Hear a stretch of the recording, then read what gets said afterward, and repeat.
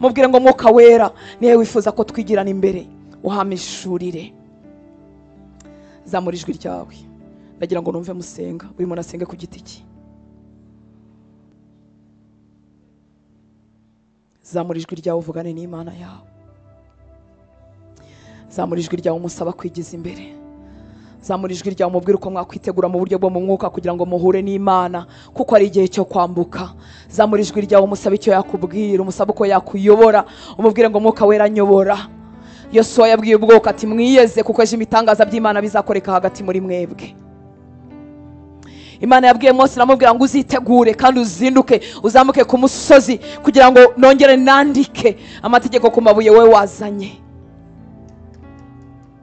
Baraye bari buve muri Egiputa, hari umwifato wo mu buryo bwo mu mwuka bagombaga kugira. Bagombaga gusiga amaraso ku nkomanizo kugira ngo mare kurimbura atagira icyo abatwara. Ese mare kurimbura yari bunanirwe kubareba hatarinze kubaho amaraso? Nuko ari ibintu by'umwuka, Umwuka Wera ajya ahishurira abantu kugira ngo babikore kandi bakire imirimo n'ibitangaza by'Imana. Basabwaga gusangira kandi basangira, ntibasigaze uyo mwana w'ihene basangiye cyangwa w'intama sinibuka, ntibamusigaze. Bakamurya, bakarya imboga zisharira, bakarya bakenyeye bambara imikandara biteguye kugenda, kuko mwisi yo mu mwuka haba inyifato. Ntago nkubwira ngo usubire mu isezerano rya kera wigane byose uko babikoraga, ahubwo ndakubwira ngo usabe Umwuka Wera aguhishurira ibigendanye n'ubuzima bwawe, aguhishurira ibigendanye n'ibikurwanya, aguhishurira ibigendanye n'umurimo wawe, aguhishurira ibigendanye n'iterambere ryawe, aguhishurire ibikurwanya, aguhishurira ibiguca intege, aguhishurira ibituma umera kimwe. Uko wari umeze utarakizwa niko ukimeze warakijijwe. Niba ari ubwana bwiza urabukomeje, niba ari ububi urabukomeje, bigarukiye aho ngaho.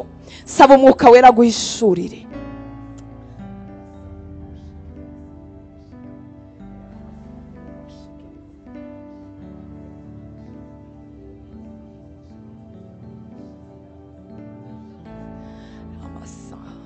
Reka Yesu mwiza uvugane n'abahungu bawe n'abakobwa bawe.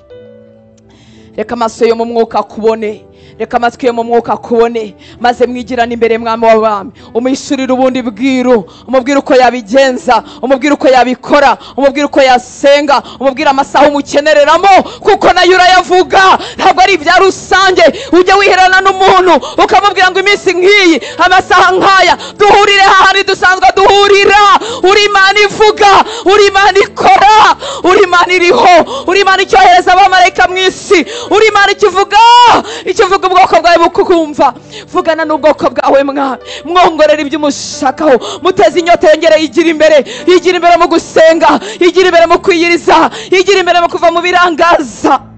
Mwongorere kora ikintu gishya mu mwuka we, amenye ko ibyo tuvuga ari iby'ukuri, yewe n'ibindi tutaramenya, n'ibindi tutaravuga, ubimumenyeshe Uwiteka Mana Nyiringabo. Mwigishe igice cyo mu mwuka umwanzi yasinzirije, mu izina rya Yesu Kristo w'i Nazareti. Nongeye gusuka amaraso yawe ku buzima bw'abahungu bawe n'abakobwa bawe, kugira ngo batanyagwa, kugira ngo batibwa. Ndasuka amaraso yawe no kuri iki gicaniro, no mu mago yacu, no ku buzima bw'abacu, kugira ngo imigambi yose y'umwanzi Satani n'abakozi be ihinduke ubusa, mu izina rya Yesu Kristo w'i Nazareti. Nagotwe n'urusika rw'umuriro w'Umwuka Wera, kugira ngo umwanzi namushaka mubure. Ndambura imbaraga imirimo yose y'umwanzi Satani kuri iki gicaniro, mu izina rya Yesu Kristo w'i Nazareti. Reka kubaho kwawe gutumbagizwe, reka presence yawe Mwami yuzure hano, reka kubaho kwawe gushyirwe hejuru. Amaso y'umwuka yabera afunguke, amatwi y'umwuka yabera afunguke, basingira ibyo bavugaho, basingira ibyo wabageneye, mu izina rya Yesu Kristo w'i Nazareti.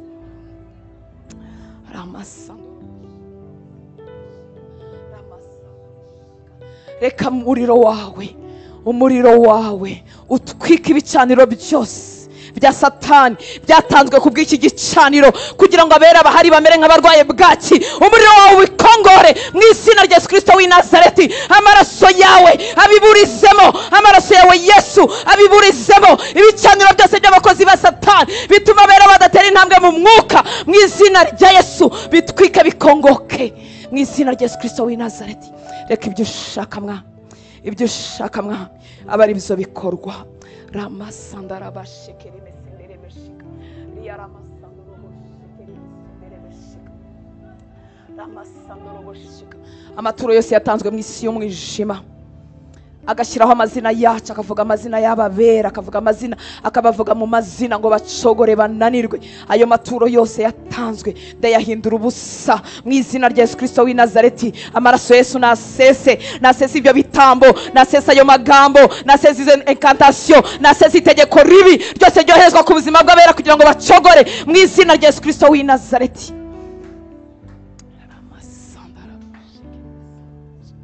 Ingoyi zo kuraguza zicike ku bahungu bawe n'abakobwa bawe. Uri Imana ivuga, uri Imana ifite imbaraga, kubwo kubura imbaraga zawe zatumye bisunga abapfumu. Reka uwo mugozi ucike, reka iyo ngoyi icike mu izina rya Yesu Kristo w'i Nazareti. Reka ibyo yahawe byamburwa imbaraga bitwikwa mu izina rya Yesu, bihinduka ubusa mu izina rya Yesu Kristo w'i Nazareti. Guhaye icyubahiro, gushyize hejuru umwami w'abami.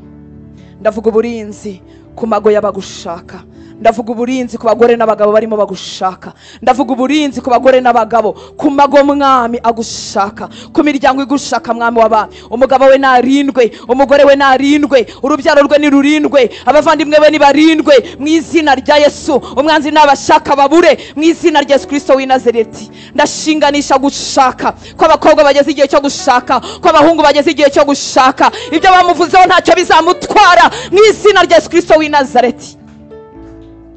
Arubaka, aragera hagomba kugera.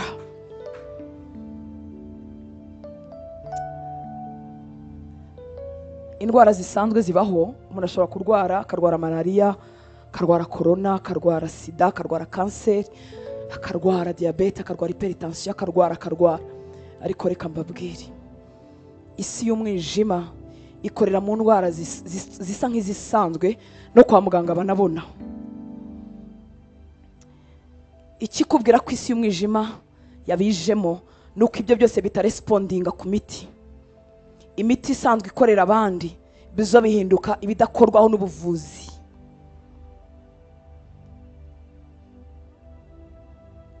Data nguhaye icyubahiro, witwa Jehova Jire, witwa Jehova Rafa. Narasomye mu ijambo ryawe muri Zaburi 103, sanga uri Imana ibabarira ibyaha byacu byose, ukadukiza n'indwara zacu zose. Ndasenze mwami ngo mubo duconnecta kuri iki gicaniro, arabera arabera badukurikira n'abazadukurikira, uburwayi bwose buri ku mibiri yabo umwanzi Satani arimwe akoreramo, uyu mwanya imbaraga ze zicike mu izina rya Yesu Kristo w'i Nazareti. Umubiri ube mutaraga, umubiri we n'ubuturo bw'umwuka wera, ntabwo arindiriye indwara, ntabwo arindiriye Satani n'abadayimoni mu izina rya Yesu. Abe mutaraga mu mutwe, abe mutaraga kugeza ku birenge, abe mutaraga mu maraso, abe mutaraga mu nda, abe mutaraga mu mugongo, abe mutaraga mu ngingo, abe mutaraga mu magufwa, abe mutaraga mu mitekerereze, amere neza mu izina rya Yesu. Wifuza ko tuba intumwa mu cyimbo cyawe. Sinigeze nkubona wasibye kuvuga ubutumwa bwiza warwaye malaria, sinigeze kubona wasibye kuvuga ubutumwa bwiza warwaye, ahubwo wagendaga ahantu hose ukiza. Wakijije urushwima, wakijije amaboko anyunyutse, wakijije abadayimoni mu bantu, wakijije guhetama. Umugore wasanze mu rusengero ahitamye imyaka 18. Ndasenga ngo uyu mugoroba wiramburira ikiganza cyawe, ukize guhetama kose kuri ku buzima bw'abana bawe. Hari abahetamye bigaragara imibiri yabo itabasha gufunctiona nkuko bikwiriye, itabasha gukora nkuko bikwiriye. Hari abahetamishijwe n'ibindi bintu bitandukanye. Reka uyu mugoroba wiramburira ikiganza cyawe, ukize guhetama kose, ukize gutakaza ubuzima. Hari abantu ubuzima bugenda bushiramo. Wa mugore wavuye amaraso imyaka 12, isegonda imwe yagukozeho ubuzima bwamugarutsemo. Reka uyu mugoroba umuntu uri mutakaza ubuzima buhoro buhoro, yavuye ku miti imwe ajya kuyinda, ajya kuyinda, ajya kuyinda, ajya kwikomeye kurushaho. Reka uyu mwanya ubuzima bumugarukemo mu izina rya Yesu Kristo w'i Nazareti. Yavuye ku muganga umwe ajya kuwundi, ajya kuwundi, ajya kuwundi. Reka ubuzima bumugarukemo mu izina ryawe Yesu. Uri Imana ikomeye, uri Imana ikora kuri buri domene yose y'ubuzima. baje kugusaba umusoro bakugerageza kugira ngo umwari urangira Petero ifi ari bukuremo amafaranga aza gutangamo umusoro. Uri Imana yita kuri buri gace. Ndasengera abahungu bawe n'abakobwa barimo bagusanga, barimo bagushaka, bamwajwe n'ubukungu bwabo, bamwajwe no kubura ayo bishyura inzu, bamwajwe no kubura uko bishyura minerivare, bamwajwe no kubura uko bakora ibyo bagomba gukora. Ndasenze ngo ukingure umuryango mu buryo bwo mu mwuka, mu buryo budasanzwe, ubahuze n'imirimo, ubahuze n'imigisha. Urabishoboye mwami w'abami, urabishoboye. Ujya uzana kwibukwa ugatanga promosiyo iri ako kanya, urabikora mwami. Moridekayi yabonye promosiyo y'ako kanya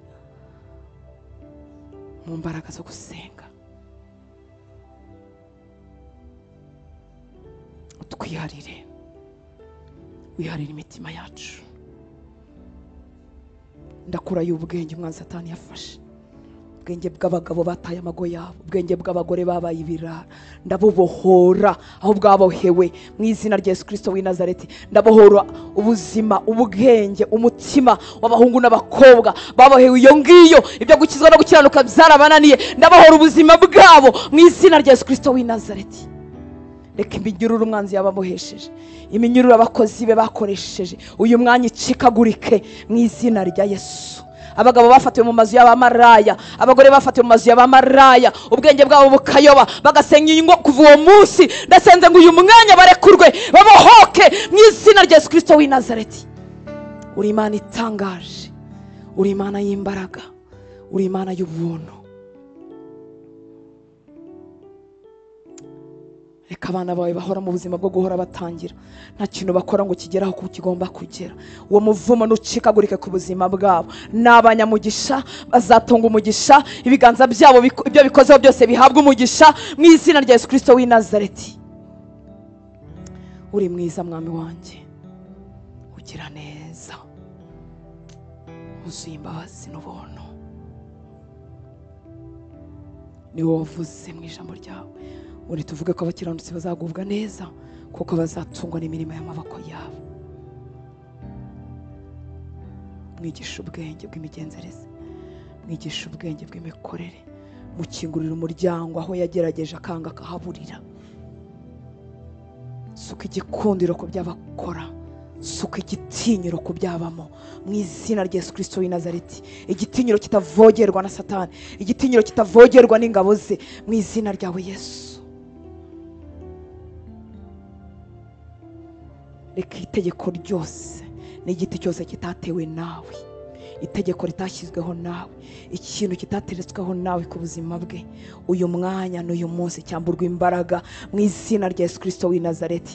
Abe uwamugeneye ko abawe, atunge ibyo wamugeneye ko atunga, akikira ibyo wamugeneye ko akikira, ahagarara ibyo wamugeneye ko ahagararamo mu izina rya Yesu.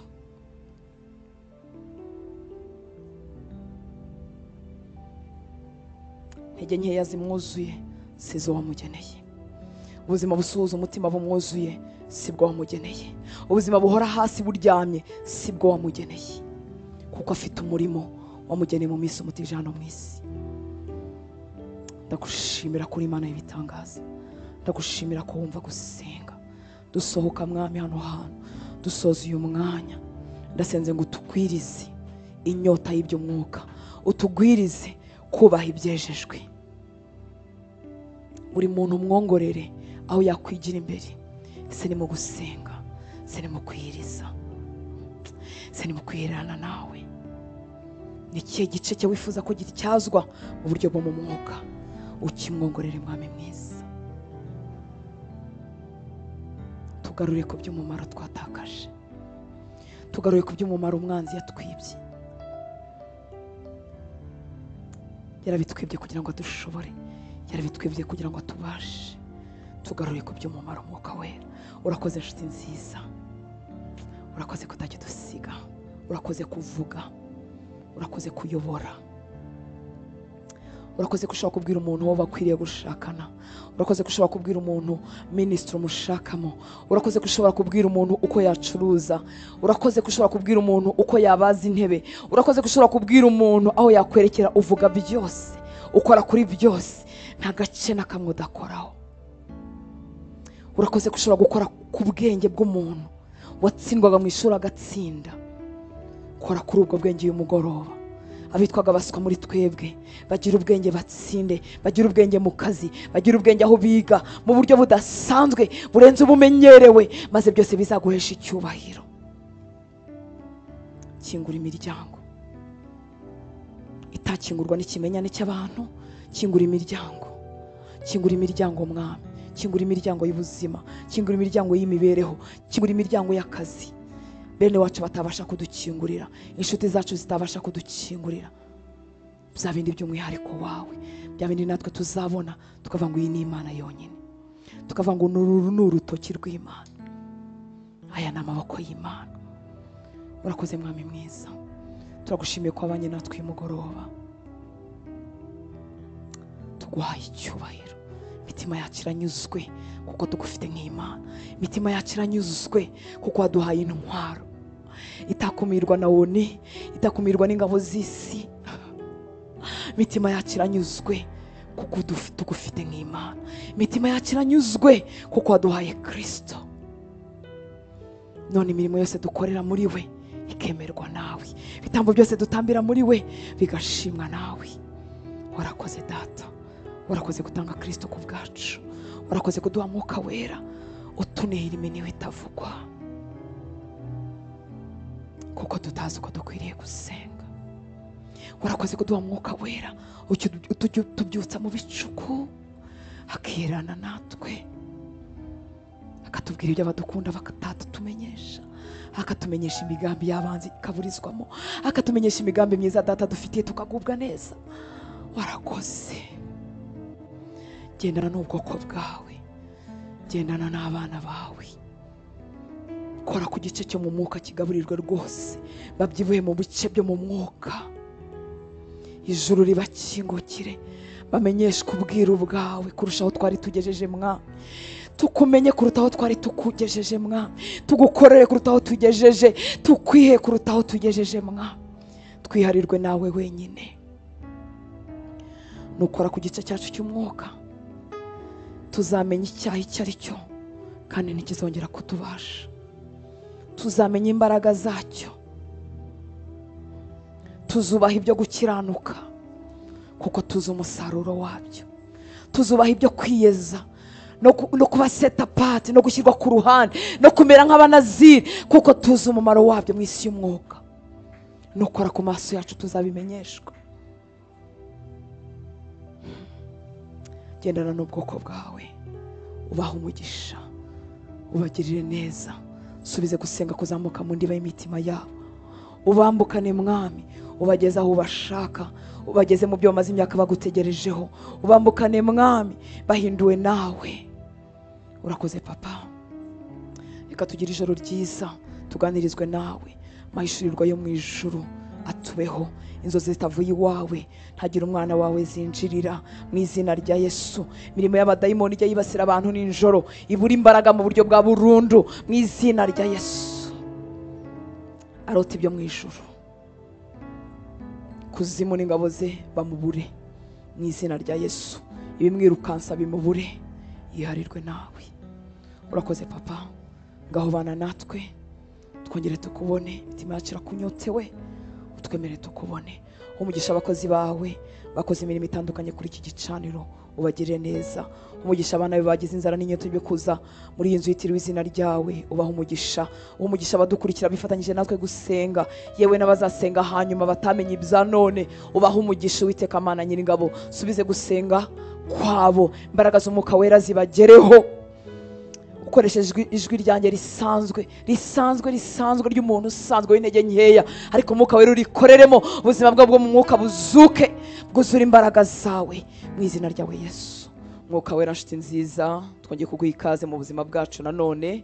Ngwino ubane natwe, ngwino twigishe, ngwino ukora umurimo mushya mu buzima bwacu, ngwino ugira ibyo ukora, ngwino ugira ibyo uhindura, ngwino ugira ibyo wubaka, ngwino ugire ibyo tumenyesha by'ubwiru bwa data, ngwino duhishurire ibishwa amaso yacu yo mu mwuka, ngwino ukore ku matwi yacu y'umwuka azibuke, ngwino dusukemo imbaraga twagenewe, ngwino dukoreshe nk'uko ugambiriye, ngwino uhagurutse impano nshya mu buzima bwacu, ngwino watse umuriro wawe muri twebwe, ngwino ukorere muri twebwe nk'uko wagambiriye. Tuguhaye ikaze kugira ngo ntaba ari twe ahubwo wowe ukore nk'uko ushaka. Duciye bugufi kugira ngo izina ry'Imana yacu rishyirwe hejuru. Mwuka wera ngwino twemeze, ngwino twigishe, ngwino twibutse ibyo Kristo yahisize atubwiye, ngwino uhishurira amaso yacu, ngwino uhishurira imitima yacu ibyo tubikiwe mu ijuru, ibyo abera babikiwe, ngwino twibutse imbaraga zagenewe itorero tukiri hano mu isi, ngwino ukorere muri twebwe. Aho ushyize umutima aba ariho dushyira umutima, aho werekeye aba ariho twerekeza. Ngwino uvugane natwe, ngwino wongere utwuzure, ngwino tubatize, ngwino usendere ubuzima bw'abana bawe. Turagushaka.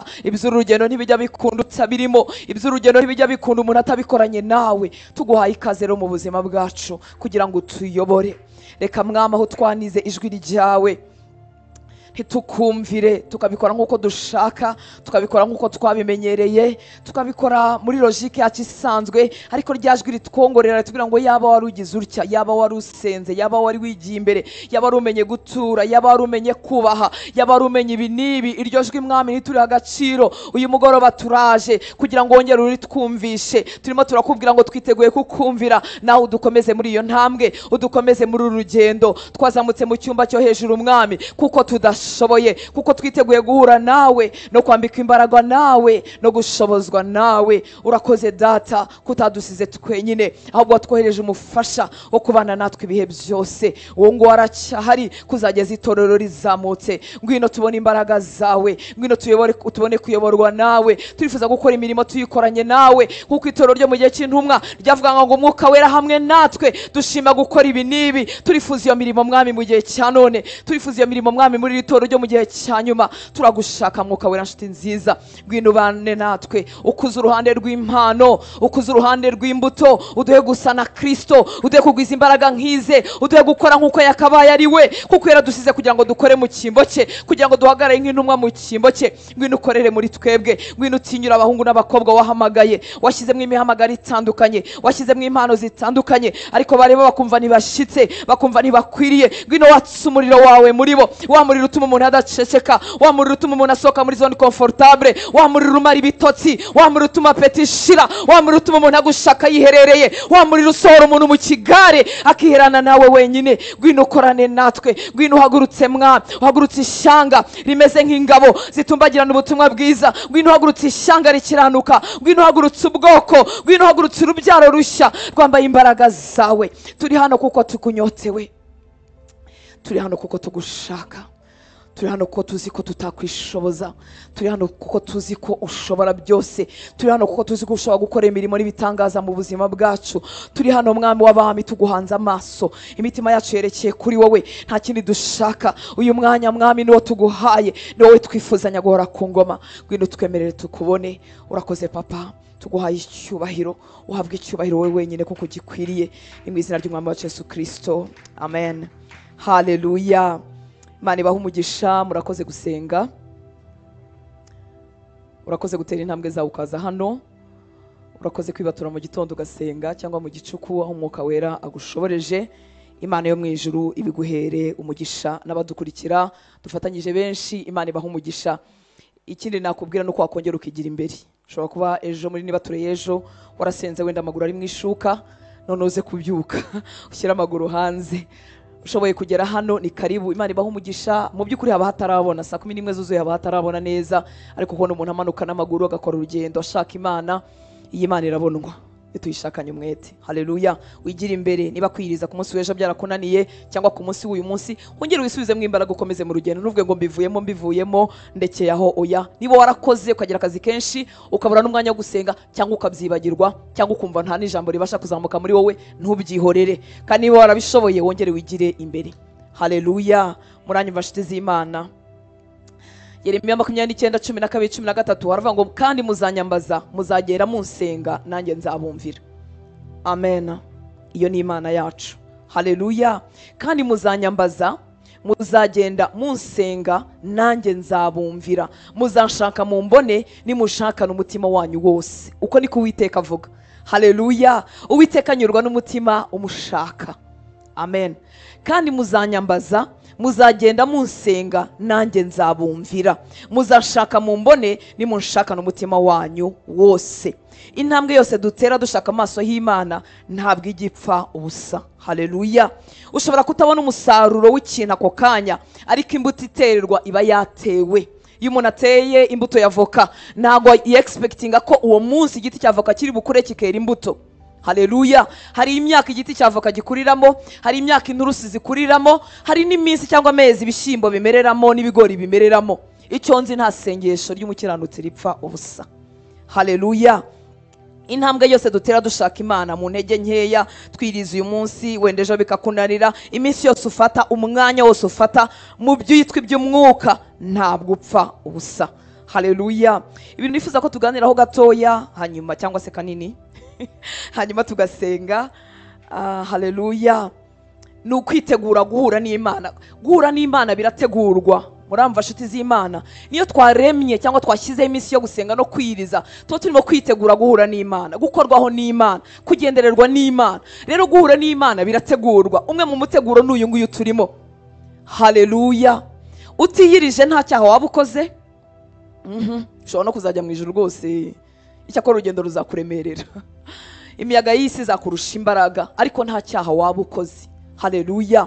Imwe rero mu miteguro tugira yo guhura n'Imana harimo no kwiyiriza, kwiyima ibyo kurya, kwiyima ibiganiro, kwiyima ibintu bitandukanye ubundi bitari ibyaha, ariko tukabyiyima turimo twitegura guhura n'Imana.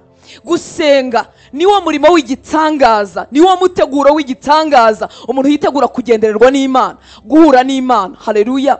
Twese tubwizanye ukuri, twasanga mu bihe byacu byo gusenga hari ukuntu twabonye Imana mu buryo butandukanye n'igihe tutasengaga, haleluya.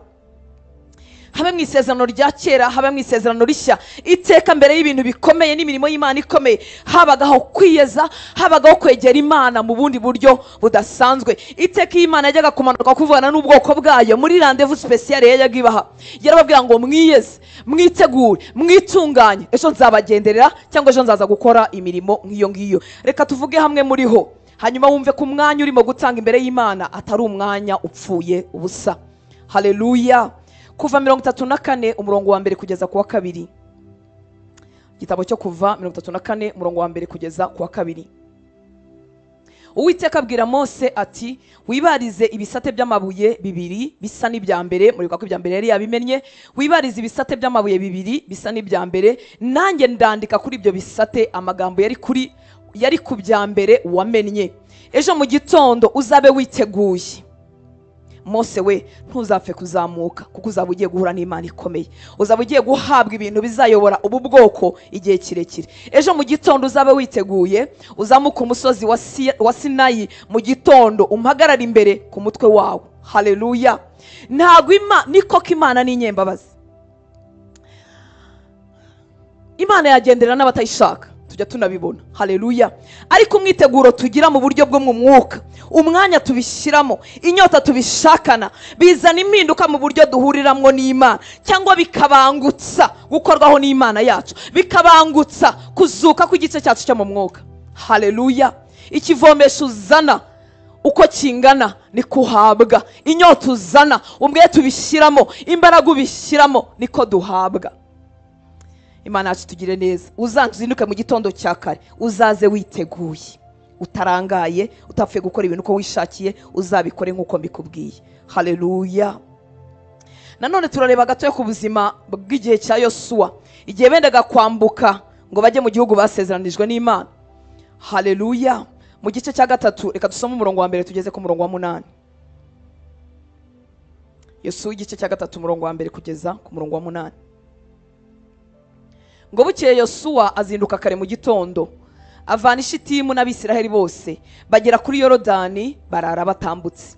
Iminsi 3 ishize, abatware banyura mu ngando hagati, bategeka abantu bati, nimubona isanduku y'isezerano ry'Uwiteka Imana yanyu ihetswe n'Abalewi ari bo batambyi, muzahere ko muhaguruke aho muri muyikurikire, ariko hagati yanyu nayo hazaba intera y'imikono 2,000. Hariho icyubahiro gituma batapfa kuvogera iyo sanduku y'Uwiteka cyangwa isanduku y'isezerano. Ngo ariko hagati yanyu nayo hazaba intera y'imikono 2,000, ntimuzayegere kugira ngo mumenye inzira mukwiriye gucamo, kuko ari nta bundi mwigeze guca muri iyi nzira. Maze Yosuwa abwira abantu ati mwiyeze. Haleluya. Mwiyeze kuko ejo Uwiteka azakora ibitangaza muri mwe. Bwari ubwoko bw'Imana bari basanzwe babana n'Imana, ariko hari ahandi hantu bagiye kugera, bagiye kwambuka, bagiye kwinjira ahantu bamaze igihe basezeranywa. Hari iyo umuntu yiteze ikintu cyiza, iyo hari nk'umuntu wagusezeranyije ikintu, hari ikintu cy'ikineza neza uba ufite, cyangwa abantu bafite ibirori, bafite ubukwe, ategereje kuzahabwa impano runaka, yazamuriwe saleri n'ibindi nk'ibyo ngibyo, cyangwa wenda kubona diplome, cyangwa hari ikintu cy'ikineza neza uba ufite iyo wenda kwinjira mu bintu byiza. Haleluya. Cyangwa wenda gusingira ibintu byiza. Twebwe ababana n'Imana mu matwi yacu mu buryo bwo mu mwuka tujya tubyumva ko igihe kigeze cyo kuva ahantu. Haleluya. Tujya tubyumva ko hari impinduka dushaka, ukumva hari ibintu urambiwe nyamara wamaze imyaka runaka ubimenyereye. Muranyumva nshuti z'Imana, waraturanye nabyo byarakubereye bituranyi, ariko hakaba igihe wumva hari impinduka runaka ushaka mu buzima bwawe, mu buryo bwose, mu mwuka, mu mubiri, ahantu hose. Haleluya. Rero icyo gihe kije mu mitima yacu, mu myuka yacu, tuba dukwiye gukora ibi ngibyo byose wari mwasaba abantu. Murenda kwambuka Yorodani, murenda kugera i Kanani, turenda kugera mu bintu Uwiteka yadusezeranyije igihe kirekire. Ntago dupfa kugenda nk'uko abantu bose bagenda. Haleluya. Urugendo rurenda gutangira, barenda kwambuka, barenda kuyoborwa n'isanduka y'isezerano y'Uwiteka. Maze Yosuwa kuko yari ari connected n'Imana abwira abantu ati mwiyeze kuko ejo Uwiteka azakora ibitangaza muri mwe. Haleluya.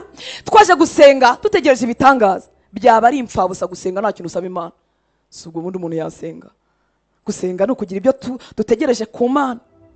Ni impinduka dushaka ko Imana ikora mu buzima bwacu, ni ukurushaho gusa na Kristo. Yewe ni ibifatika turimo dusaba Imana ko yatugirira neza. Haleluya. Maze Yosuwa abwira abantu ati mwiyeze kuko ejo Uwiteka azakora ibitangaza muri mwe. Turimo turavuga ngo mu mwuka harategurwa kugira ngo umuntu ahure n'Imana. Haleluya. Nyuma Yosuwa abwira abatambyi ati nimuheke isanduku y'isezerano mubanziriza abantu kwambuka. Nuko baheka isanduku y'isezerano bajya imbere y'abantu. Uwiteka abwira Yosuwa ati uyu munsi ndatangira kugukuza mu maso y'Abisirayeli bose kugira ngo bamenye yuko ndi kumwe nawe nkuko nabanaga na Mose. Nasanze Uwiteka nta kintu ashaka mu kumwara kwawe. Haleluya. Ntaganezererwa kumwara, ntaganezererwa kukorwa n'isoni. Yosuwa we uyu munsi ndatangira kugukuza. Haleluya. Nta nyungu afite mu gukorwa n'isoni, nta nyungu afite mu kunanirwa n'ibintu kwawe, nta nyungu afite. Uyu munsi ndatangira kugukuza mu maso y'Abisirayeli bose kugira ngo bamenye ko ndi kumwe nawe nkuko nabanaga na Mose. Ariko ubwira abatambyi bahetse isanduku y'isezerano uti nimugera ku nkombe ya Yorodani mumanuke muhagararemo. Mu by'ukuri iyi nkuru nayivugiye iki? Nayivugiye uyu muteguro Yosuwa yabwiye abantu mwiyeze kuko igihe cyo gutabarwa n'Imana kirageze. Haleluya. Mwiyeze kuko hari impinduka irimo ivugira mu matwi yacu. Turambutse tujya kugera hahandi Uwiteka amaze igihe atubwira. Haleluya. Ndimo ndakubwira ibi bintu kugira ngo nitwinjira mu mwanya wo gusenga nitunakomeza muri ibi bihe umenye ngo igice cyo mu mwuka kirategurwa. Uko umuntu agitegura bituma kigira umusaruro cyangwa kikawubura. Haleluya. Hanyuma gusenga niwo mwitozo uruti yindi mu gutegura igice cyo mu mwuka. Haleluya. Reka tuvuge gatoya ku gusenga kw'itorero rya mbere, ntago twabivuga byose ngo birangire. Ryari itorero risenga mu byakozwe n'intumwa 12. Abasoma Bibiliya muzi inkuru zibayo. Haleluya. Ko Herode yishe nde? Yakobo mwene se wande wa Yohana. Yabona binejeje abayuda akashaka kwiyongeza nde? Akakamwiyongeza akiyongeza nde? Petero. Kuko yashakaga ko abayuda bamukunda cyangwa se bamushima. Ku murongo wa 5 turasoma 5:12 gusa. Ngo nuko Petero arindirwa mu nzu y'imbohe, ariko abitorero basenga n'ubunebwe cyangwa se ntibanasenga, bagira umwete. Haleluya. Nta kintu gitegura ikirere cy'umwuka ngo gusenga. Nta kibaho gusenga ntibigira gisimbura. Haleluya. Ngo nuko Petero arindirwa mu nzu y'imbohe, ariko abitorero bagira umwete wo kumusabira ku Mana. Bagira umwete. Haleluya. Ntago Bibiliya tubwiye igipimo cy'umwete wabo bari bafite, niba barazindukaga, niba bararaga basenga, ariko iyo tuzi bari ahantu hamwe. Nukuvuga ngo barasenze barongera barasenga batabireka kugeza igihe Petero yakinguriwe. Haleluya. nuko Petero arindirwa mu nzu y'imbohe kandi imbaraga zo kumwica zari zihari. Ngo ariko abitorero bagira umwete wo kumusabira ku Mana. Akibitekereza atyo, ngo ngeze kuri 12, murabizi uburyo yasohowe, wongera uyisome ino nkuru iraryoha. Akibitekereza atyo asohora kwa Mariya nyina wa Yohani wahimbwe Mariko, aho abantu benshi bari bateraniye basenga. Reka duhe Yesu icyubahiro, haleluya. Yarakoze kuduha iyi ntwaro, iyi ntwaro itagurwa amafaranga, iyi ntwaro batiga mu mashuri ngo uvuge ngo ngewe sinize, iyi ntwaro batarinda kuvuga mu Cyongereza ngo uvuge ngo ngewe sinkizi, iyi ntwaro idakenera igifaransa ngo uvuge ngo ngewe sinkizi. Haleluya. Yarakoze kuduha intwaro ihindura ibintu. Reka tumuhe icyubahiro, haleluya. Uhuriwe wese wasenga, umwanzi arabizi, niyo mpamvu abitubuza. Umwanzi arabizi, niyo mpamvu igice cy'umwuka ashaka ko tuguma mu gice kimwe, ibintu birimo logique. Murabizi ijambo ry'Imana hari igihe riba ririmo n'ibintu byiza n'imigenzereze na principe n'ibintu byumvikana, umuntu wese wiyibashye yashyira mu bikorwa. Haleluya, haleluya. Ijambo ry'Imana nta kintu ryigisha kidafitiye umumaro abantu bose n'abatari muri Kristo Yesu. Rikubwira kwirinda, kutanywa inzoga, kudasambana, kwiyubaha, kumenya kubana n'abantu, kugira self control, kumenya kuvuga neza. Ibyo bintu abantu bose barabikeneye. Iyo umuntu atabaye maso mu gice cyo mu mwuka, ashobora kugigarukira muri logique y'inyuguti. Imana yacu tugire neza. Umwanzi arabizi ko iyo dusenze hari ibintu bikoreka. Haleluya. Abitorero rya mbere bamenye ko Petero afunzwe kandi ko araye ari bupfe, bagira umwete wo gusenga. Umwete wacu nta gutakara hasi. Haleluya. Iteka ikirere cyo mu mwuka kidufungukira kuko twasenze, amayishurirwa twongererwa, imbaraga n'amavuta twongererwa, ubutsinzi twongererwa mu mwuka tubihabwa kuko twasenze. Haleluya.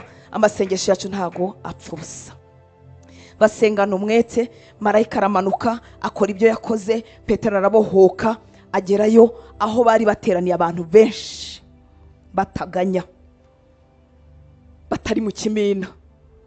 Hari igitorero rihinduka ikimina n'amasosiyasiyo, tugatahira imirimo myiza, nayo ni myiza, ariko ntisimbura gusenga. Na programu na gahunda tugatahira ibyo. Ntago yasanze bari muri programu. Mwibuke no mu cyumba cyo hejuru, ntago bari muri programu na gahunda, bari barimo basenga, bahuje umutima. Haleluya. Umwanzi arabizi, niyo mpamvu itorero rishobora kugira structure n'ibintu bikoze neza akatubuza gusenga. Nyamara iyo twasenze na za structure ziraboneka kandi nziza ziyobowe n'umwuka w'Imana. Imana idusange, umwete usanganywe naho ugejeje ikongerera undi mwete, kandi umwuka wera gusobanuye ko utarimo guta umwanya. Haleluya. Reka njye nanone mu gice gikurikiraho cya 13, ariko nusoma igitabo cy'ibyakozwe n'intumwa, ndabifuriza gukunda igitabo cy'ibyakozwe n'intumwa, nubwo mu by'ukuri nta gitabo cyo kwanga muri Bibiliya. Ariko mu by'ukuri iyo uri umuntu ufitanye n'Imana gahunda, wumva warahamagawe n'Imana, uko ugisoma niko umuriro waka mu mutima wawe, uravuga uti ariko why not me? Kuki njye w'Imana itankoresha muri ubu buryo? Ko bari abantu nkanjye babayeho nyuma ya Yesu. Ayiwe, muri bo harimo n'abatarabonye Yesu amaso ku maso, ba Sawuli bahamagawe nyuma. Kuki njye w'Imana itakorana nanjye? Iri ni itorero, nicyo gishushanyo mbonera dukeneye mu itorero rya none. Ku gice cya 13 murongo wa 2 kugeza ku wa 4, ngubwo basengaga umwami Imana. Ubwo bagiraga gute? Basengaga umwami Imana biyiriza ubusa. Ubwo basengaga umwami Imana biyiriza ubusa, umwuka wera yarababwiye. Vuga ngo umwuka wera aravuga. Haleluya. Ubwo basengaga Imana bageretseho kwiyiriza ubusa, umwuka wera arababwira. Mbega ukuntu dukeneye ijwi, mbega ukuntu dukeneye kuyoborwa n'Imana muri detaye. Haleluya. Ubwo basengaga umwami Imana biyiriza ubusa, umwuka wera yarababwiye ati mundobanurire Barinaba na Sawuli bankorera umurimo bahamagariye gukora. Nuko bamaze kwiyiriza ubusa no gusenga, bahera ko barambikaho ibiganza barabohereza. Nuko batumwe n'umwuka wera bajya i Serukiya, batsukirayo barambuka bafata ni Kupuru. No wonder why aba bagabo batumwe bakagira imbaraga. Murumva inkomoko yabo, murumva aho umurimo wahagurukiye. Kwiga theology ni byiza, kujya mu mashuri ni byiza, ariko imirimo y'Imana y'ukuri ihagurukira mu masengesho. Ntabwo ihagurukira mu mashuri, ihagurukira mu masengesho. Ahubwo noneho abantu babyumvise bakiga, bakihugura, bakigira ibyo bakora ku buzima bwabo. Aba bagabo nyine bubitse isi, barahindura kubera inkomoko yabo. Barimo basenga biyiriza ubusa, umwuka wera avuga ngo mundobanurire kanaka na kanaka. Mwuka wera aza amazina yacu, avuga ibintu muri detayi. Uyu munsi kuko kubura imbaraga zo gusenga, ibintu byose dukoresha logique. Logique ni nziza, turaza kubigeraho. Haleluya. Ubwenge ni bwiza, no kububura biragatsindwa n'Uwiteka, ariko hari ibintu umwuka wera wakeneye kwivugira. Imana yacu tugirire neza. Haleluya, haleluya. Igice cy'umwuka kirategurwa. Itorero rya mbere niko ryari ribayeho. Reka mvuge ku bantu ku giti cyabo. Ndahera ku nshuti yanjye Korneliyo. Haleluya. Murabizi ko Korneliyo ari inshuti yanjye. Byakozwe no mu gice cya 10 ku murongo wa 4 wonyine. Aramutumbira aramutinya. Ninde yatumbiraga? Ibivangase. Korneliyo yatumbiriye ndi? Marayika. Korneliyo ntabwo yatumbiriye Yesu. Marayika yaramusanze ku mugaragaro imbona nkubone. Ukuntu nkunda kuvuga Korneliyo ukaba uri wo muri ritoro ukaba utabizi vraiment, utazi izo nkuru. Haleluya. Korneliyo afandi uyoboye abandi basirikare, ufite inshingano, uri mu mirimo usanzwe, ariko ufite umwanya wo kugira gute, wo gusenga, kugeza igihe amasengesho ye n'ubuntu bwe ngo bihindutse urwibutso imbere y'Imana. Mbabwiza ukuri, natwe twibwije ukuri, ibintu bijya kuba urwibutso ntabwo ari ibintu bakora mu masegonda 3, nta nubwo ari ibintu bakora umunsi umwe. Ni umuntu wari ufite ubuzima busenga. Haleluya. Ngo aramutumbira aramutinya, aramubaza ati niki mwami? Aramusubiza ati gusenga kwawe, gusenga kwawe n'ubuntu bwawe byazamukiye kuba urwibutso imbere y'Imana. Haleluya. Guhura n'Imana bitegurirwa mu gusenga. Ntabwo dutakaza umwanya nshuti z'Imana. Ntiwemere ibyo umwanza kongorera, ntiwemere ibyo umubiri ukubwira ngo ariko se buriya ni ngombwa, ese ni ngombwa gusakuza cyane, ese ni ngombwa kubikabya, ese iyo mvuze umunota umwe ntiyumva. Bijyemo n'imbaraga zawe zose n'amarangamutima yawe yose n'ibindi ushoboye byose. Niba uzi gupfuka mupfukame, niba ushobora kuzamura amaboko yazamure, niba ushobora kuzamura ijwi rizamure, niba ushobora gukoma akaruru bikore. Bijyemo n'imbaraga zawe zose. Ese nuko bimanura Imana? Oya, ntibimanura Imana, ariko bizamura wowe no kwizera kwawe, bigahinduza n'impinduka muri wowe. Haleluya. Gusenga kwawe Korneliyo we n'ubuntu bwawe byazamukiye kuba urwibutso imbere y'Imana. Yarasenze bihinduka urwibutso. Nuvuga ngo Korneliyo we niyarinze gutoragura umujyanama wo mu mwuka cyangwa pasiteri cyangwa umushumba. Korneliyo ntiyapfuye kubyitoranyiriza. Marayika yavuye mu ijuru araza asanga Korneliyo, kuko gusenga kwe n'ubuntu bwe byabaye byinshi, byiyubatse nk'inkingi imbere y'Imana. Haleluya. Imana ubwayo yohereza marayika ngo abwire Korneliyo, amubwire umugabo uzaza kumwigisha iby'igice cy'umwuka, amubwire amakuru y'umwuka wera, amurangira aho atuye. Uvuga ngo umwuka wera aravuga. Haleluya. Ese ibyo bintu ntabwo mubinyotewe? Amurangira aho atuye, amubwira uko bigenda. Petero nawe asanga nawe ijuru ryamusanze, nawe ryamubwiye kubera gusenga. Petero arimo kugira gute? Ari hejuru y'inzu, yari muri ranche, icyakora yari burye, ariko yari arimo kugira gute? Gusenga. Haleluya. Cyamenyote katubana nyinshi. Petero aje akivuga ayo magambo, umwuka wera yuzura mu rugo rwa Korneliyo. Bose abari bahari bose buzuza umwuka wera. Iyo dusoma igitabo cya Daniel, ubwiru bwose Daniel yahawe yabuhawe aticaye muri ofisi. Nubwo ofisi yayikozemo ibintu byiza, yabihawe arimo kugira gute? Gusenga. Kato Yesu icyubahiro. Haleluya. Amen. Amasengesho niyo adutegurira gusingira ibintu by'umwuka, spiritual things, ibintu by'umwuka. Tutagura amafaranga kandi nayo ni meza, atugurira n'ibintu. Haleluya. Tutakwakirira mu madiplome dufite kandi nayo ni meza, ajya duha platform yo guhagarara cyangwa kuvugiraho. Muranyumva nshuti z'Imana? Haleluya.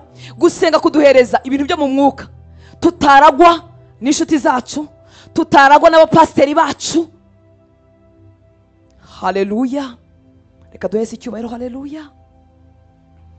Nta bantu bagize pasiteri mwiza nk'intumwa 12 kugira Yesu wa pasiteri. Haleluya. Ariko imbaraga tuzibona mu buzima bwabo binjiye mu bihe byo kwisengera. Amen. Iyo Yesu abishaka atarababwira ibyo gutegereza umwuka wera, yari bugenda bakoraho pafu pafu pafu. Akira amavuta amavuta akamubaho, akira barya bavuga iki, impartation, ukorweho bigahita bikora, ariko siko yabikoze. Kuko ikiduhesha n'ikidufungura isi yo mu mwuka ni ugusenga kwacu. Muranyumva nshuti z'Imana? Barasenze barongera barasenga. Igitabo cy'ibyakozwe n'intumwa kigizwe no gusenga no gukora ibitangaza, kigizwe no gusenga no kuvuga ubutumwa bwiza, kigizwe no gusenga no gukiza abarwayi. Barasenze barasenga kandi babanywe na pastor uruta abandi. Haleluya. Imana yatugirire neza. Amen. Ndifuza kugusaba wowe uri musenga kandi wateye intambwe, kandi Imana iguha umugisha. Imana iguha umugisha, Imana igukingurira ijuru, ariko ndifuza kugusaba ngo dufatanye urugendo rwo kongera kubaha iby'umwuka. Iby'umwuka. Umva icyo umwanzi arimo atsindisha itoro ryo mu gihe cya nyuma. Arifuza ko twagarukira ku rwego rusanzwe, igice cy'umwuka kikatunyunyukana, dukora ibintu bizima birimo ubwenge, kandi koko nibyo ni byiza, ariko ntifuza ko wakwiga kubaha iby'umwuka. Umuntu usenga agafata umwanya wo kwiriza ni umuntu urimo gutera intambwe yo kubaha iby'umwuka. Utubaha iby'umwuka arakubwira ati ariko se ni ngombwa kwiriza. Mfite abantu inshuti zanjye bajya bambwiza ukuri tubivugana, bavuga ati ariko se kuki umuntu yarinda kwiriza. Ushize naganiraga n'umuntu w'umugabo kandi w'umukristo umaze iminsi, ambwira ati ariko se ni ngombwa kwiriza. Ni uwa kera twabatirijwe rimwe utagira ngo ni mushyashya. Umva icyo umwanzi akora, ateza abera kutita ku by'umwuka, kudaha agaciro iby'umwuka. Hari inyigisho twigeze kwiga yitwa kubaha ibyejejwe, ibintu nk'ibyo ngibyo. Haleluya. Umwanzi yifuza gufunga iki gice cy'umwuka kugira ngo za logike zikumerere neza, wibere umwana mwiza, bigarukira aho ngaho. Mu by'ukuri kwiyiriza no gusenga ni umurimo w'umwuka, nta kindi. Ni umurimo kandi ufungura ikirere cyo mu mwuka. Haleluya. Amen. Ndakwinginga kugira ngo tugaruke mu by'umwuka, twongere kubaha iby'umwuka. Umuntu ntabwo yakwibatura saa 9 z'ijoro asenga atubashye iby'umwuka. Umuntu ntiyakwibuza ibi n'ibi atubashye iby'umwuka. Umuntu yafata umwanya wo kuba mu ijambo ry'Imana adahaye agaciro iby'umwuka. Umwanzi arabizi kandi abibandarayeho cyane kugira ngo tubahe iby'umwuka, usigara uri umuntu usanzwe. Haleluya. Ruriya rwibutse rwazamutse mu gihe cya Koruneliyo, ntituzi icyo ari cyo, ntituzi uko byagaragaye mu maso y'Imana, ariko tuzi ko byakoretse. Haleluya. Si urwibutso rw'amatafari, si inkingi yazamutse, ni ukuvuga ibintu byo mu mwuka bibaho bikagera ku ijuru mu Mana, bibaho bikagera mu bwami bwa Satani bigasenya. Ibintu by'umwuka bibaho kandi birakora. Haleluya. Bifite n'ijwi ribomborekana mu isi y'umucyo, ribomborekana mu isi y'umwijima, maze hakabaho impinduka. Haleluya. Ryaje nkunda kuvuga riba mu byahishuwe ry'urwibutso nako ry'urwabya rw'izahabu ruba imbere y'intebe y'Imana, rujyamo amasengesho y'abera. Ibintu by'umwuka bifite aho bigera mu isi kure, bigera hejuru kure, bimurizamo imigambi ya Satani kure, birayimenagura bikayinaniza. Ibintu by'umwuka birakora, ariko umwanzi muri iki gihe cya nyuma arimo aratwereka ko bisuzuguritse. Ikindi wese kutwereka ko bisuzuguritse, yateje abitwa abakozi b'Imana kubikoresha nabi, n'abakristo batashaka gukura kubisingira mu gice kitari cyo. Hari n'ibintu umuntu atinya kuvuga kubera icyo biri bubyare mu bakristo banze gukura. Haleluya. Haleluya. Iyo nsenze hari ikintu gikoreka mu isi yo mu mwuka.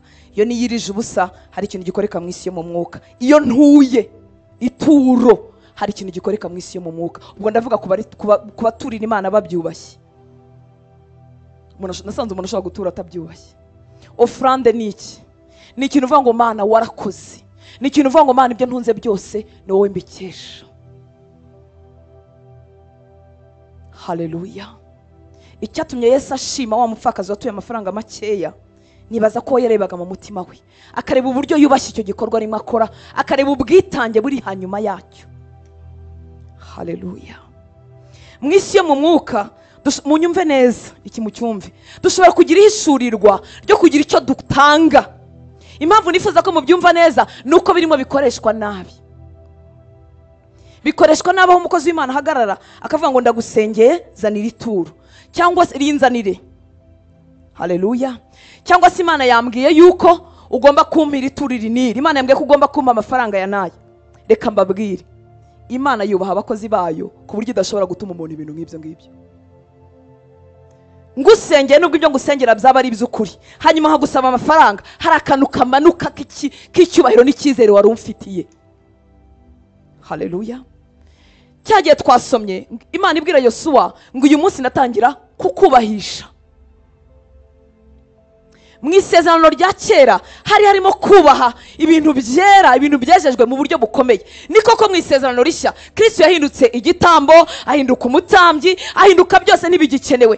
Ariko kubaha ibyera ntago mu isezerano rishya bikurwaho. Muranyumva nshuti z'Imana? Haleluya. Igihe Yesu yakirije umubembe akamwe ngo nagenda atanga ituro mu rusengero, arishyira umutambyi kuko byari bimeze mu mategeko ya Mose. Uyu munsi bira bintu ntibigikenewe, ariko kandi birashoboka ko mu gusenga ushobora kubwirwa ko umuntu asabwa gutanga ituro. Ariko mbabwiza ukuri, ntibibaho, ntibinashoboka ko Mwuka Wera yambwira ngo ningusengero nzanira ituro. Ntibibaho, kuko yubaha abakozi be, yifuza kububahisha. Ariko se niba bikoreshwa nabi bivuga ko bitagikora? Birakora. Reka tumuhe icyubahiro. Haleluya. Ntabwo amafaranga ntanga nayo utanga yasimbura igitambo Yesu yakoze ku musaraba.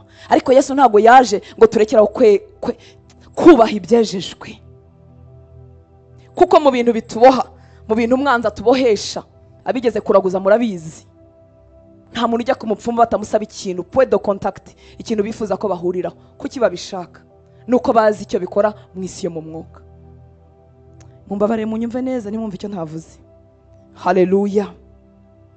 Haleluya. Umukozi w'Imana musengana cyangwa uwo mugendana nakubwira ngo Imana iravuze ngo nzanira ituro, uzahita utangira kumushyiraho twa question mark, uduki, utubazo, udu point d'interrogation. Ashaka kubwira ngo jyana ituro mu nzu usengera, mu rusengero usengeramo. Ashaka kubwira ngo uzatanga ituro akigendera kuko yabyiyumvisemo. Ariko nakubwira ngo nzanira, uzahita uvuga uti banyigishije ko Imana yubahisha abakozi bayo. Kamvuge n'indi detaye. Ubundi umuntu uyobora mu mwuka ntiwagombye no kumusaba amafaranga cyangwa kumuguza nubwo waba ukennye. Okay, ako karagaciyemo. Reka twikomereze. Haleluya. Haleluya. Kubaha ibyejejwe, kwita ku gice cyo mu mwuka. Kuki ndimo kukubwira ibi ngibi? Ndifuza ko dushaka Imana nta kantu na kamwe twisigarije inyuma. Haleluya.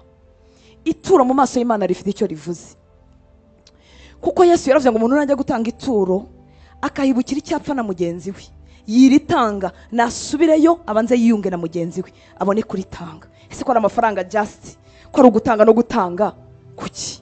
Kandi ko ayo mafaranga nayatanga hari icyo bimarira urwo rusengero yatanzemo. Kuki Imana ibyitaho? Kuki bitinzeho? Nuko bifite icyo bikora mu buryo bwo mu mwuka. Ikindi bisenya twebwe gufatwa n'isi, bicagagura izo mbaraga zituma isi dufata. Haleluya. Haleluya. Ntutinde kuri iki, gusenga, kwiyiriza, kwiha Imana utisigarije na kimwe. Amen. Haleluya. Mu isezerano rya kera niho tubona cyane inyifato runaka babaga basabwa. Nusoma mu Itangiriro ugasoma ubuzima bwa Abrahamu, urasanga iteka uko Imana yavuganaga nawe. Abrahamu yakoraga iki? Yubakaga igicaniro agatambiraho Uwiteka ibitambo. Yaba Imana imusezeranya, yaba Imana imaze gusohoza ibyo yamubwiye, yaba Imana igize gutya, bari bafite ubuzima bwo mu mwuka bitayeho. Ni koko turi muri Kristo Yesu kandi yarangije byose ku musaraba, ariko turimo turabivuga dushyizemo na experience y'ubuzima. Abubaha iby'umwuka ababiha agaciro, ubuzima bwabo bwo mu mwuka bukura vuba, butumbagira vuba. Haleluya. Ikindi umuntu atarahura n'intambara y'umwuka ifatiga igaragara, hari ubwo yumva ko ibyo bintu bitabaho cyangwa se ko ari ugukabya. Ese ni ngombwa kwisiga amavuta nihumanura? Ese ni ngombwa gusengera umurwayi wamusize amavuta? Ese ni ngombwa ko rimwe na rimwe shobora kumva hari uburemere bw'abadayimoni mu nzu yanjye ngasengera inzu yanjye nyisize amavuta?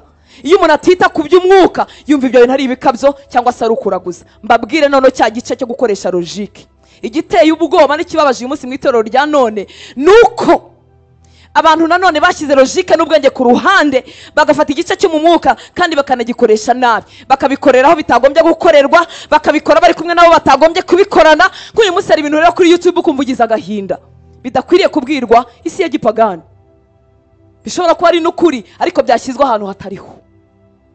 Reka duhese icyubahiro. Haleluya, haleluya. Turasenga dusaba umwuka wera ngo akangure umwuka wacu. Twabonye ko umwuka wera avuga, umwuka wera arakora. Amen. Uko tumwegera ntabwo aduha ibyo kwigana abandi, aduha iby'umwihariko wacu. Ushobora kuba urwaye ahantu runaka, ufite ikibazo mu mwuka ahantu runaka, ufite ikibazo mu mubiri hafatika ahantu runaka, akakubwira ngo nuko nguko uri bubigenze. Kunywa amazi uyu munsi byahindutse ibisanzwe, hari n'itorero ngo bitwaza amazi buri munsi. Mwuka wera ajya bivuga ariko si bihozaho.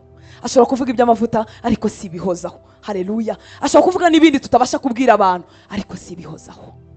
Gusenga kwawe niko gutyaza uruhande rwawe rw'umwuka kandi ntago bipfa ubusa. Haleluya. Uko twinjira cyane niko dukingurirwa cyane mu isi yo mu mwuka. Uko tubikerensa nuko tutabiha agaciro niko tunyagwa, niko tuzaba abakristo gusaba umubiri bagarukira bugufi. Ariko warakoze gusenga, warakoze kwiyiriza ubusa, urakoze kutabiriyekerera muri aya masengesho y'iminsi 7, urakoze kutabyihorera, urakoze guterana n'abera. Ntabwo bizapfa ubusa. Haleluya. Buri sacrifice yose dukoranye inyota yo gushaka Imana, Imana irayisubiza, Imana igira ikibikoraho. Haleluya, haleluya. Umunsi nagize iyerekwa rirenze iryo narigeze kugira mu minsi maranye n'umwami, nigenda ndi mu masengesho y'iminsi 7 yo kwiyiriza ubusa ntarya ntanywa ku manywa na ninjoro. N'ubwa mbere nari nyakoze. Ushobora kumaza igihe uyakora cyangwa utaranayakora, sina ngombwa wenda ngo unayakore. Ariko ndimo ndavuga ko ibintu by'Imana by'umwuka bidatoragurwa mu muhanda. Haleluya. Muranyumva nshuti z'Imana. Impamvu ndi Karongi ntabwo Imana yabimbwiye ndi mu muhanda, byavutse ndimo nsenga nisabira ubusabane n'Imana. Mu gusenga kwacu Imana iravuga. Nimuze twongere twigira imbere, nimuze nitubyihorere. Ushobora gusenga ukumva usotse ntajwi wumvise, ariko reka nkubwire, mu isi yo mu mwuka bo watumbagiye. Abadayimoni baba uri hariya hejuru, babareba intambwe wateye. Haleluya. Kandi mu ijuru nabo bari bakomeza kuvuga ngo ongera wigira imbere mwana wanjye, ongera wigira imbere, nkubwira ubundi bwira ubw'umwuka, nkubwira ubundi bwira ubwo mu ijuru, ongera wigira imbere. Nta gusenga nakumwe gupfa ubusa. Reka tumuhe icyubahiro. Haleluya. Waduhaye intwaro itagurwa amafaranga, waduhaye intwaro tutarinda gutega indege ngo tujye gukura muri Amerika. Waduhaye intwaro y'umwihariko y'abana b'Imana. Nidusenga, nitwita ku by'umwuka, nituba maso, ugatega amatwi iby'umwuka wera avugana nawe. Haleluya. Tuzagira impinduka, tuzagira imbaraga. Reka duhaguruke dusenge itorero ry'Imana. Ugiye kubwira Imana ngo nyigize imbere. Ni ukuri turi mu bateye intambwe kandi umwami Imana aduha umugisha. Kubura aha ngaho uyu mugoroba, kubudukurikira online, nuko ufitiye Imana inyota. Kuba wiyimye ibintu ibi n'ibi, nuko ufitiye Imana inyota. Nuko witaye ku by'umwuka, nuko uhaye agaciro ibyejejwe. Ubihaye agaciro. Tabihaye agaciro hari ibindi bintu byinshi waburimo, ariko ndasaba ngo ubihe agaciro birenzeho. Isezerano rya kera ribitwigisha neza. Turabizi Yakobo na Esawu barwanira umugisha, wari umugisha w'amagambo ariko wari umugisha. Kandi cyatumye Esawu utakaza no gusuzugura no gukerensa iby'umwuka. Yaravuze ati ubuse mfite ikisi, ubuse bimaze ikisi, murage w'umwana w'imfuru uri hese. Iby'umwuka akenshi dushaka kuvuga ngo biri hese, ariko ko no gukerensa ibyejejwe, no gukerensa iby'umwuka, kandi umwanzi no ubiduteza, bigatuma tuba abakristo b'umubiri. Umuntu agashobora kumara imyaka ingahe ari umunyamubiri. Ariko Yakobo yari afite ibanga, nubwo yariganyije, nubwo nyine yakoze amanyanga kugira ngo bafate umugisha, ariko yari afite ibanga, yarazi agaciro k'iby'umwuka. Ntekereza ko ari impamvu Imana yamuhinduye ishyanga rikomeye. Tubona n'ubuzima bwe ko yarazi agaciro iby'umwuka, arimo agenda ahunga. muribuka ko yaryamye ahantu, muribuka ko yakoze isezerano, amaze kubona ijuru rikingutse abona abamarayika bazamuka abandi bamanuka, akavuga ngo Mwami Imana nundinda mu rugendo ngiyemo, ukazangarura amahoro, ukampa ibyo kurya n'ibyo kwambara, nzajya ngutambira kimwe, nzajya nguha kimwe mu 10 cy'ibyo nungutse byose. Si ibyo bya kimwe mu 10 yabikuye hehe? Ko amategeko ya Mose yari atarabaho, yari afite ugutwi gukingutse.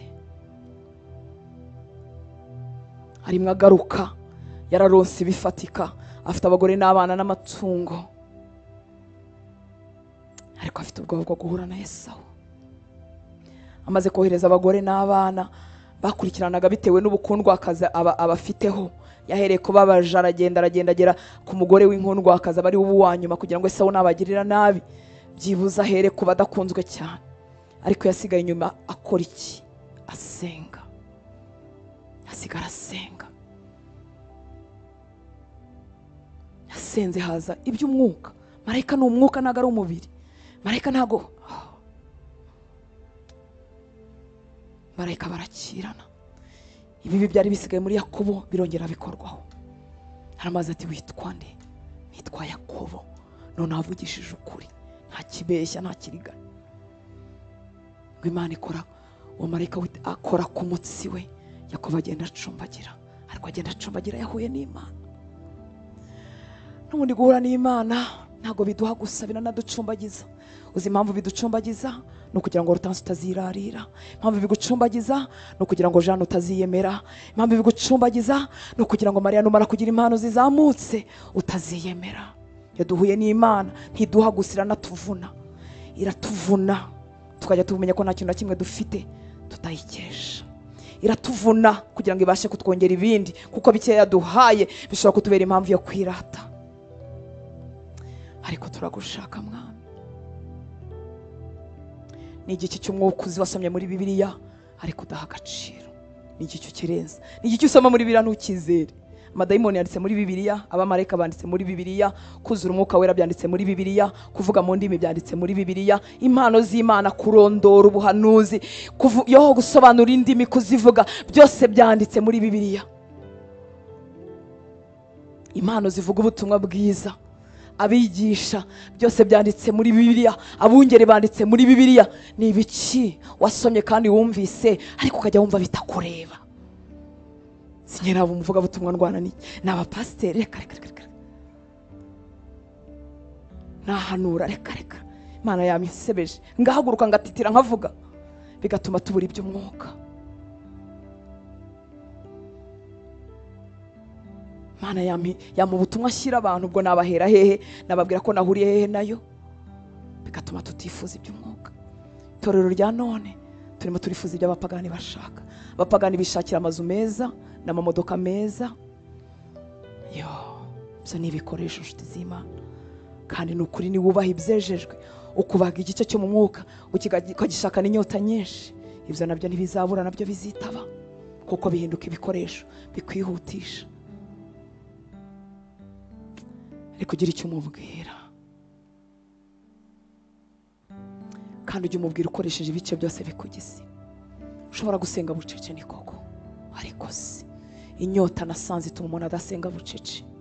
Ushobora gusenga wicaye cyangwa uri mu buriri bwawe, ariko nasanze inyota ituma umuntu ava mu buriri, byaba ngombwa agasohoka no mu nzu kugira ngo afate akayaga adasinzira. Ushobora gusenga ugeretse akaguru ku kandi, ariko inyota ituma umanura akaguru. Ushobora gusenga wifashe neza nk'aba gentleman n'abagore beza biyubashye, ariko nasanze inyota no guhishirirwa ibyo mu mwuka bituma iby'icyubahiro tubishyira ku ruhande. Aho ushaka kugarukira nshuti y'Imana niho uzagarukira.